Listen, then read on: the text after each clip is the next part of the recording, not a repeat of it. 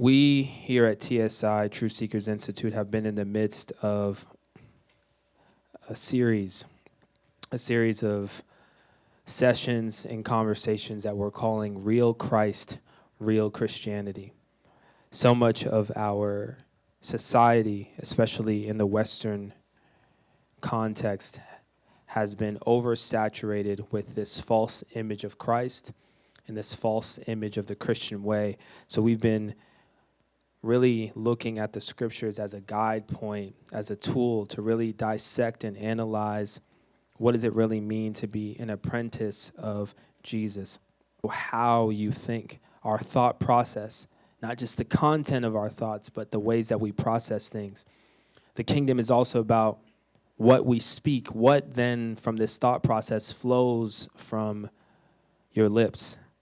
But not just what you speak, but how you speak.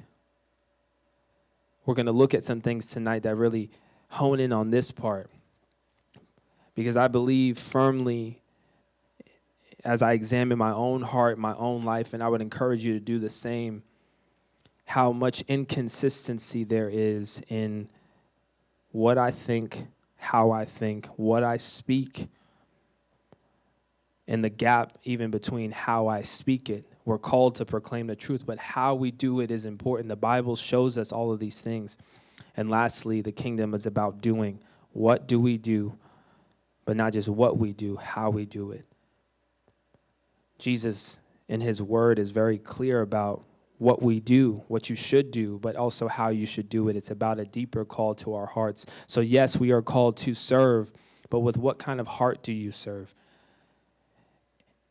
And if you embark on this journey honestly, you're going to look into the crevices of your heart and see that there is still some darkness that has to be excavated out, that there's still some perversion that has to be excavated out because we're not yet pure.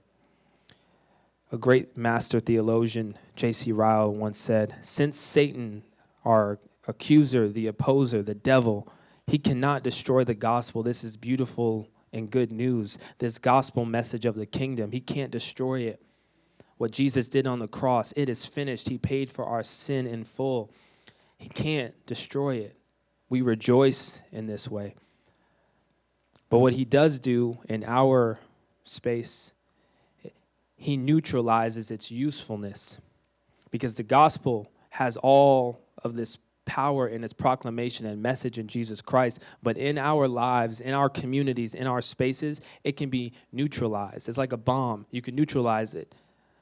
Once you neutralize it, though, it's not completely diffused, but it's just not going to do all that it can.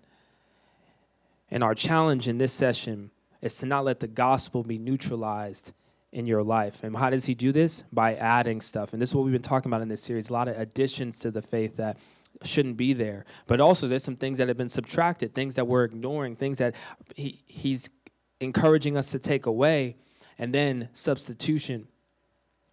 This is demonic math. Addition of some things, Jesus and in order, whether that be works to get salvation, or subtracting some things that God has called us to, that he's encouraging us to take away, and then replacing things, substituting out what God has called.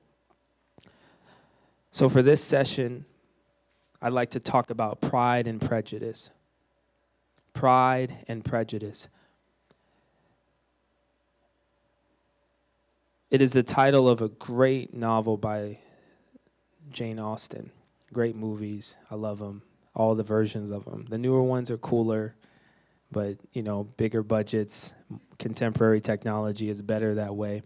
But I don't want to think about Jane Austen right now. What I want to think about is how can we destroy critical and contentious Christianity. I believe that one of the greatest perversions that J.C. Ryle was pointing to in this addition and subtraction that the evil one does is really thinking about two killers to our Christian spiritual formation. Because when we follow the word, it's taking knowing to another level. And I believe that in this conversation, I hope that you are challenged to ask yourself, not only do I know the word, but do I actually follow it? And I'm grieved in my own spirit, in my own soul, and transparently in some spaces just to see that it's just not happening. We're not actually following this word, period. It's the way to life. We treasure the word in word and what we say, but are we really following it? Are you circumspectly looking at your life and looking at the word and aligning yourself with it, or has it become an afterthought? Because these two here, pride and prejudice, are literally choking the life out of our formation. Sin, which is like the cancer that has spread into all of humanity, produces pride. And with pride comes prejudice. And I believe that those who are steeped in pride and prejudice, we can recognize their fruit as being critical people, contentious people. They manifest as themselves as trolls online that want to just criticize everything that's happening. That's you and me who has an opinion and a thought about everything and everyone, down to what people wear, down to why someone did something this way instead of this way. Pride, prejudice, is killing our formation like Christ, because Christ exhibited no pride. The Bible actually says that he was gentle and lowly. He was full of humility, and he had no prejudice. So why are his children, his so-called followers, so full of it? So much pride, so much prejudice. We're critical of everything and everyone. This person, this thing, that thing. You have an opinion and a thought of everything, and now you're contentious. Theologically contentious, emotionally contentious, relationally contentious. These things are birthing these things. But he's shown us a different way. And so the challenge here and the push, and this is very personal to me because I've been encountering this so much in my own self and then in other spaces that I'm enraged right now. So if you feel a tone, it's real. It is. I'm telling you. You don't have to guess. This angers me because I'm sick of it. I'm sick of following this way and seeing in my own self the resistance to life. I'm sick of it. I'm sick of encountering spaces where we're supposed to follow the ways of Jesus and we don't. It angers me.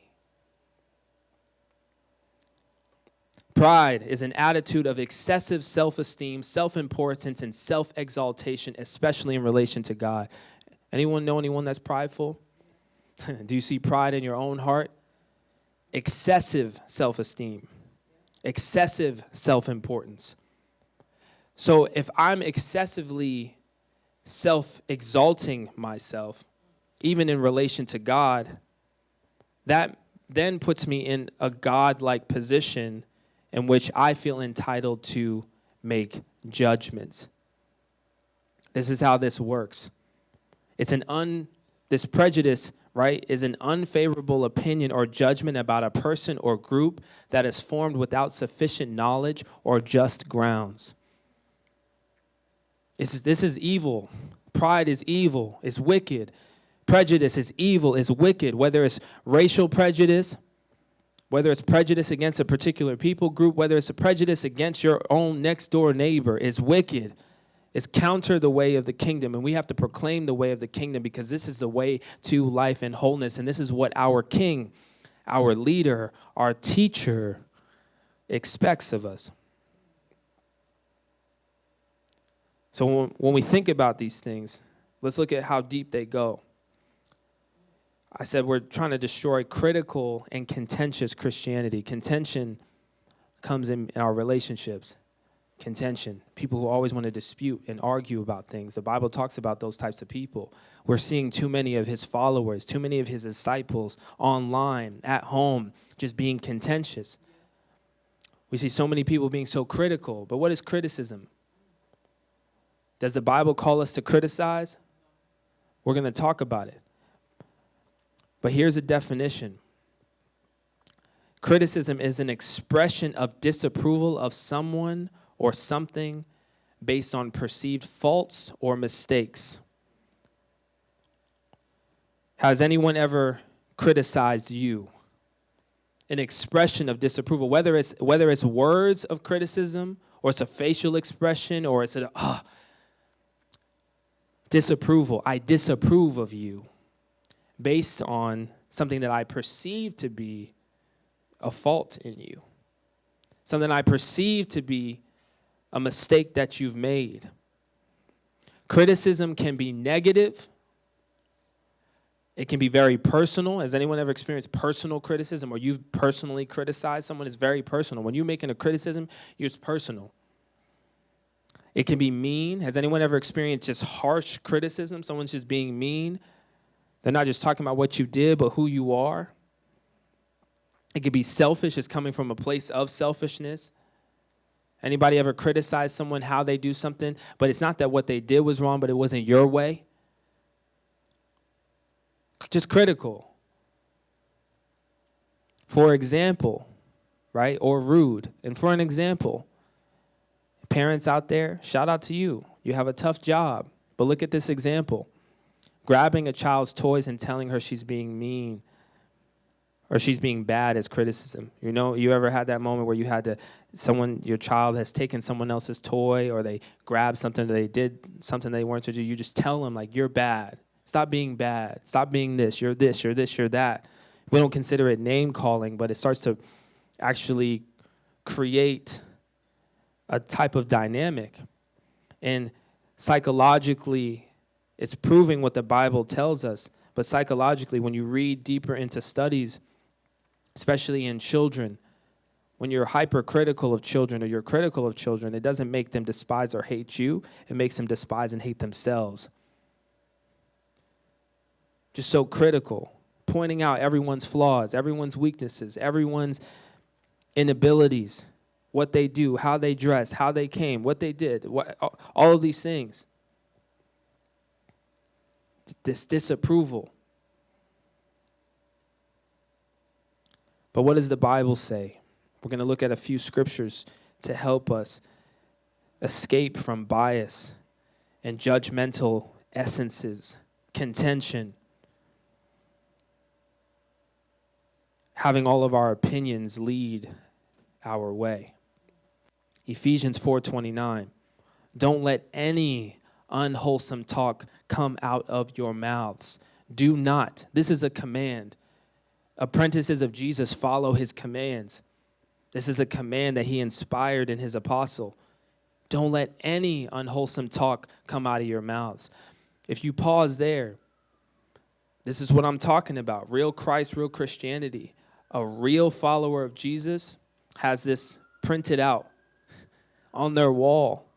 Before they speak, they pause and they ask this next question that the verse continues is. It's not just a don't, but he says this is what you do instead. But only what is helpful for building others up according to their needs, that it may benefit those who listen. Do you take this seriously as a command? Are you really following Jesus? Or is it just church playtime for you? Is this real for you? He literally gave it to us. Don't let unwholesome talk come out of your mouths. But how many of us are just so flippant and we never pause? We don't adhere to the other scriptures. We looked at it a few sessions ago, right? In James, he said, be slow to speak and quick to listen. This is an invitation for followers of Jesus. One of our characteristics, regardless of your personality type, is that you pause before you speak. And you ask yourself this very critical question, even in the midst of people's flaws, even in the midst of mistakes that people make, even in the midst of when people harm you, do you pause and say, okay, I don't want what I'm about to say to be unwholesome. It's not becoming. In another translation, it says foul and abusive language. Let me pause. How can I communicate that which is helpful so that I can build others up according to their needs? This requires relationship. I need to know what your needs are so that I can respond to you in this way. This is the call of a disciple. If you don't want to follow Jesus, ignore everything that I'm saying. But this is for people who are really about this for real. You want to follow Jesus for real? Don't let unwholesome talk come out of your mouth. It shouldn't happen that often. We have the Spirit, He who lives within us, He gives us self-control. Followers of Jesus are self-aware, not self-important. I'm aware enough to say, okay, before I say this thing, and this is not even just in moments where there's tension or criticism is about to flow out of your mouth, just an everyday conversation. What would it look like if you pause to say, is what I'm going to say helpful? Or how can I speak in a way that's going to actually encourage and build someone else up? Because I want to benefit those that are listening to me. Sometimes that may look like, you know what? I don't have anything to say. But imagine if all of us, because look at this image. Jesus is trying to reroot humanity. Our whole essence, our whole being. It takes a lot of work, but it's a group effort. So imagine if all of us as believers of Jesus followed the scriptures. It would show the world a completely different way of life. But when you're a Sunday to Sunday type of follower, people don't get to see this, especially amongst other believers. Let me pause. Is this wholesome? Is this building her up? Is this building him up according to their needs? I know that this person needs some encouragement right now. Am I encouraging them? My brother has come to me vulnerably and shared that he's done something unbecoming. In this moment, I still need to pause and make sure I speak to him in a way that's like going to build him up.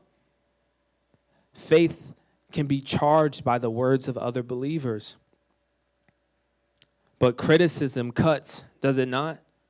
We all know what criticism feels like. It's very personal. It starts cutting at the soul. But be critical about what comes out of your mouth. Pause. And should I say that? Is this helpful? Once again, the kingdom way is not just about what we speak. It's about how we speak it. I have to deliver this correction because there is an issue here. But how can I do it in a way that really builds up this relationship or builds up this person? Hey, you even parents, you did something that isn't great. How can I speak to you in a way that still encourages you so that you don't feel shame? We know what Jesus is against, so stop feeding those things. Condemnation, shame, embarrassment. But we feed that in each other so much because we're just critical. A couple more scriptures. James 5:9. Don't grumble about each other, brothers and sisters, or you will be judged. For look, the judge is standing at the door. Don't grumble about each other. Look up grumble. Look up what that word means, but it's just complaining in a negative way about others. How many of us find ourselves just grumbling about each other?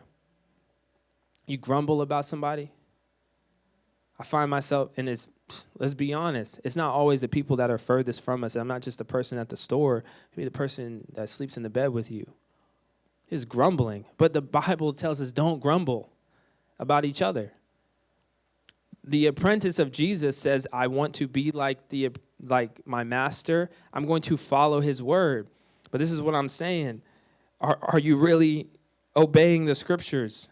Are you conscious of them enough to say, you know what, I need to analyze my everyday interactions? This is a very thoughtful way. You got to be in your head thinking about how you're speaking, how you're presenting, how you're being consistently, and not just being loose with just how you're living. This is what holiness is. Holiness is being distinct from the perverse culture that says grumble, complain, gossip, hurt, harm, disregard. That's what the way of the world is. Holiness says, I'm going to be considerate. Holiness says, I'm going to be caring. I'm going to be kind. Unless you want to be judged, stop grumbling. And don't be surprised in the day when we get judged. It's like, well, you were grumbling all the time about this person and that person. Like, what do you expect? The judge is right there at the door. Because earlier, James was saying this. He says, don't speak evil against each other. I encourage you in your own time to do a deeper study of what it means to speak evil, because it's not just putting hexes or spells. It's not just, that's not evil. Evil is defined as anything contrary to the good way that God has outlined. So I can say something what feels very minor in a spirit of even joking and jest sometimes, but I'm actually speaking evil. Because the Bible has encouraged me and told me to build others up, yet I'm speaking in a way that's tearing you down. I know your weak points. I know your faults, and I'm speaking against them. That's demonic. You don't have to cast a spell to speak evil. He says, if you criticize and judge each other, then you are criticizing and judging God's law. I don't know about you, but I don't want to stand in that seat. Who am I to judge God's law? God's law says to love your neighbor as yourself. So if I'm criticizing you, I'm speaking evil against you, I'm not loving you. Therefore, I'm criticizing the law of God, saying that it's like, I don't need to obey that. I'm above that. I don't think it's a good law. We have any volunteers that want to stand up before God and say, hey, I don't think your way is good. It's not right.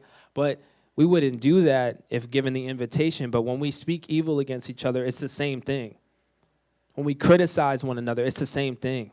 She always does this. He always does that. He never stops doing this. She's always doing that. Criticize, disapproving people based on your perception of their faults and their mistakes. Critical. I hate that she does that. I hate that he does that. Self-exaltation, pride. You think that you are so important that what you say really matters. Isn't that a scary place to be? You really think that you're that important, that your opinion of what I'm wearing means something in the grand scheme of things. Why would you wear those shoes? Why are you doing that? Why'd you look that way? It's like you got some people who are very, very critical, and you do some psychological study. A lot of people who are very critical, they came from critical backgrounds, so they're projecting fears, anxieties, all that, absolutely. We can get into that in another session, but what we're getting at here is follow the word of God. Just point blank, period. Don't be unwholesome in the way you talk to other people. Don't grumble about other people. Don't speak evil against them, period. Galatians 6:1. Scripture. This is the word of God is speaking for itself. Dear brothers and sisters, if another believer is overcome by some sin, it could be the worst sin in your mind, but it could be a small one too. It could be violating this and they're being critical. You who are godly, so are you godly? It says, should gently and humbly help that person back onto the right path. And be careful not to fall into the same temptation yourself. Once again, followers of Jesus are self-aware, not self-important. If you find yourself correcting someone and you don't even for a second think that you could fall into that same space, you'll fall into it because you think you're above it. None of us is above anything. We're weak, feeble humans that the Lord is renewing. He's so patient, but I don't know what else to tell you. But pride and prejudice will have you thinking that you're on top of the law, on top of the world. But if somebody's overcome by sin, gently and humbly. These are characteristics of Christ. This is what God does for us. But we withhold that. Jesus is saying, be like me. I gently and humbly help them, and I don't even sin. So if Jesus is our leader and he doesn't sin, but he gently and humbly helps people back onto the right path, what excuses you and I? But in our flesh, our nature that's contrary to the Spirit, we relish when people sin. Why? Because it puts us in a place that exalts ourselves above them. And now we feel entitled to speak to them however, to treat them however, to look down on them, to have this prejudice. This is not the culture of the kingdom. Gently and humbly help them. Criticism is judgment. We're called away from being judgmental. We're called to correct, as the Bible just showed us. Correction is a beautiful, godly thing, but correction is guidance. Correction is guidance. Correction is guidance that aims to improve, while criticism is an expression of disapproval that can feel personal and harmful. But when we're so full of pride, so full of prejudice, we're just critical of the culture, we're critical of people. But instead of being like, hey, even as a parent, hey, son, I want to correct you here because I love you, I care for you, and I want you to be on the right path. It changes the tone of how I approach what you've done, even the most egregious things. There's nothing that falls out of this category. It says overcome by sin. It was open for a reason because it means it could be anyone. Criticism kills the soul, but correction is a form of guidance that explains why a behavior wasn't appropriate and models a more appropriate behavior. Correction is usually accompanied by explanation and action. This is a biblical, godly way. So yes, we're going to have issues amongst each other. We're going to have issues in our relationship. The world is going to make us upset because there's so much wrong as the Lord is purifying and sanctifying. However, as his ambassadors in the world, we need to demonstrate humble correction and not criticism. Even the internal criticisms we never verbalize. You're always thinking about somebody else and what they're doing wrong. Always verbalizing what they're doing wrong. That is the work of Satan. He seeks to bring division. The devil, what does it mean? The accuser. Stop participating in the work of Satan if you are a follower of Jesus. Stop criticizing. Stop talking about people. Stop grumbling. Stop criticizing people to their face. Stop being a critical person. And we excuse it sometimes because it's like, well, you know, I just believe in righteousness. Okay, if you believe in righteousness, you can correct. But sometimes it's not even your place. If we're being honest, you're not here to be the judge. That's not your role. Your role is to follow what God says. Correct. Parents out there too. Correct your children. Stop criticizing them. You always do this. That's bad. You're bad. You're this, you're that. You're inflicting harm and damage on people. And this is why my tone is in this way. Because I'm just tired of hurting people the way I've hurt them. I'm tired of seeing people be hurt. And quite frankly, I'm also tired of being hurt too. It's like, enough. Let's show the world a different way of true love that God has given us. Beautiful book that was given as a gift to me from my mother. It's called If, Amy Carmichael. I encourage you to get it if you can. It's a small booklet. It has these statements. I promise you, these statements will sock you in the mouth in the most loving way, all right? So here's one of the statements. Look at this. This is just summing up everything. She says, if I can easily discuss the shortcomings and sin of any, if I can speak in a casual way, even of a child's misdoings, then I know nothing of Calvary love. Followers of Jesus, we are supposed to daily be in awareness of the magnitude of what Jesus accomplished on that cross, and we should all see our sin, our shame, our wickedness, our wrongdoings, and see the way that he's forgiven us. That love on Calvary where he died for us should flow into everything that we do. So I don't want to find myself so easily discussing people's shortcomings. You know those people? You may be that person. If you are, no shame, just come away from it. But it's just as soon as somebody wants to talk about somebody, it flows easily from them, just all their shortcomings. If you're following closely to Jesus and you're so self-aware, when people even bring to you the opportunity or it comes up in you to even discuss the shortcomings of people, I can only speak from my experience. What tends to jump in front of people's shortcomings tends to be mine. It even hinders me from saying things at first. Not that you shouldn't say anything if you got to correct something, but I find myself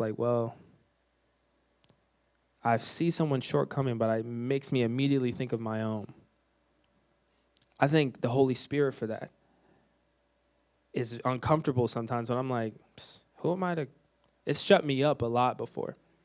I'm about to say something, but then I'm like, wait a second. Me, I immediately think of myself in that way.